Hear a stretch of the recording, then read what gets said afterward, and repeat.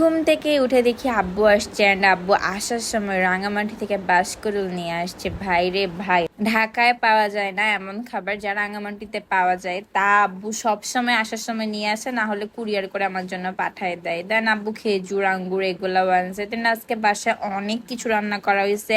ইলিশ মাছ, গরু মাংস, মুরগির মাংস, লইট্টা ফ্রাই, বাসকরুল, চিংড়ি শুটকি ভর্তা, ফার্সা শুটকি ভর্তা লাল মরিচ দিয়ে, আবার শুটকি দিয়ে কাটলে বিচির ভর্তা, তিলের ভর্তা, ডাল বড়া, চিংড়ি দিয়ে লাউ, মোট কথা অনেক কিছু রান্না করা হয়েছে। আব্বু আসলে শুধু খাওয়া আর খাওয়া। এরপর আম্মুর স্পেশাল শরবত তো থাকবেই, আম খেলাম। এরপর কালকে যেহেতু পরীক্ষা, পড়াশোনা করছি অনেক। তারপর হচ্ছে পার্লারে গেছিলাম। পার্লার থেকে আসার সময় জিলাপি দেখছি যে গরম গরম ভাসতেছে, লোভ লাগছে, জিলাপি খাইছি। দেন মনে হইলো যে চিকেন বল খাবো, চিকেন বল খাইছি। দেন অ্যাডমিট কার্ড তুলছি। দেন সুপার শপে গিয়ে কিছু কেনাকাটা ছিল, ওগুলা কিনলাম। দেন আসার সময় চা খাইছি।